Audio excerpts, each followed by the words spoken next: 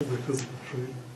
I'm undergrads in kinesiology, so good. I spent a lot of time dealing with exercise physiology. And now you can do it to help people improve their memory. Well, Or hang on to their memory. Yeah.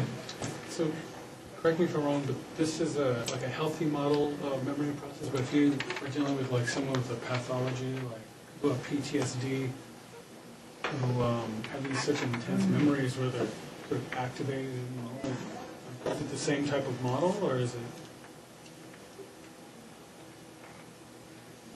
You need a stronger emotional component, but yet would be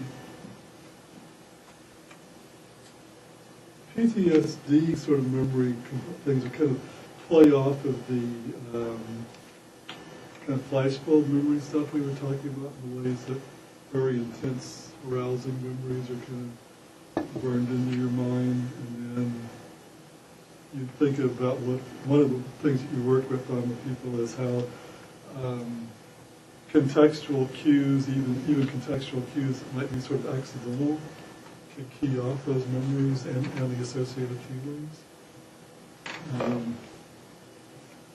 And most, this isn't by any means always the case, but I think one of the more disturbing symptoms can be what keys off the emotions without the memory. It's also a bad experience, the whole thing, but sometimes people actually have a flood of emotion without even knowing where it's coming from. Not that, throwing yourself to the ground and thinking the helicopters are shooting at you is picnic even when you have a full experience.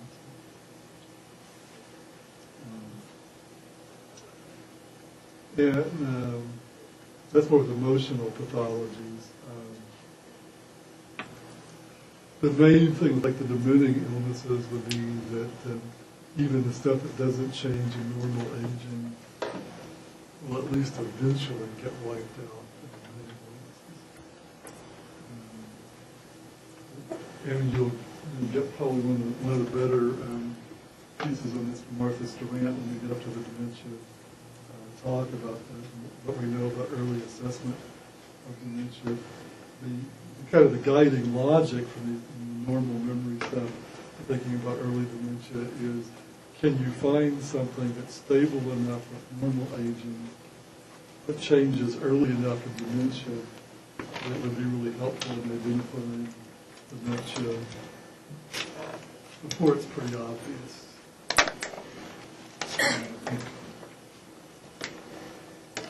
There's a lot of stuff that you can use that kind of helps you identify dementia before it's obvious to non-experts. Depending on how people are thinking about it, maybe even the person themselves. But it's really tricky to find stuff that's all diagnostic early in the process, because there's a lot of changes that occur in both normal aging and dementia pretty early on. More about that.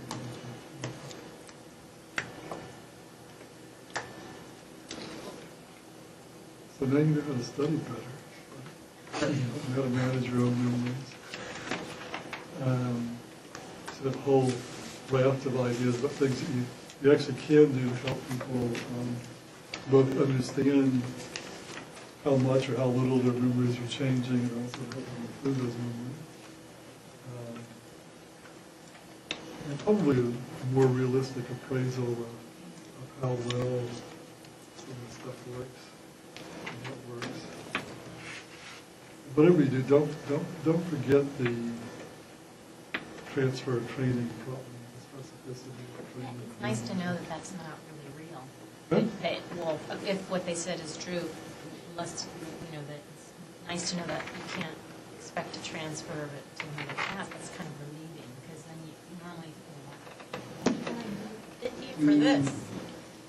I think even more commonly in service provision, you do something and you think, well, why didn't it have more of an impact than it did? You thought, do these one or two things and people would get better in lots of different ways.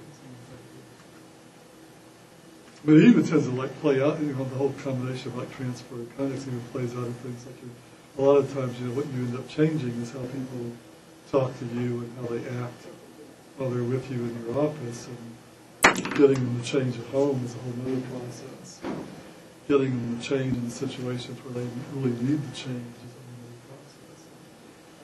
Very, very little, as an educator, I sort of always feel a little bit funny saying this. Very, very little behavior change occurs just because of knowledge change. There's very few things that we want people to change on. Just telling people something, they go, "Oh, really? You can do it that way? I never knew it."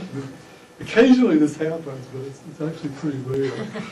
And most of the time, most of the stuff about like normal healthy aging, everybody knows. We've known most of the stuff for decades. The question is, why don't people do it? And especially, why don't people who need to do it? Why don't we do it in situations where we need to do it? That opens up.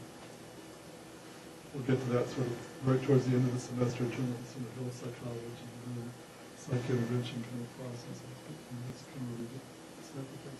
So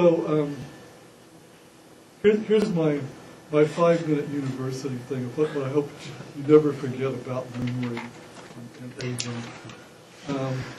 One is that memory isn't just one thing, it's lots of different things.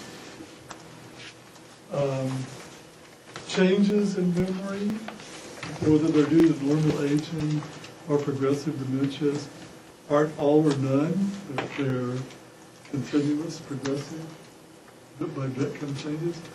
I can't tell you how much time I've spent in the last 30 years talking with family members of people with dementia who are being confused about why does he remember, he doesn't remember this, but he remembers that.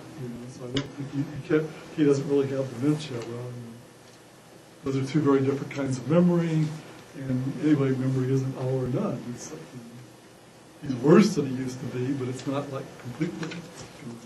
He's some things. And the transfer training stuff. You can remember lots more if you want. Those things will help you a lot. Not everything changes. The same with aging. See you next week.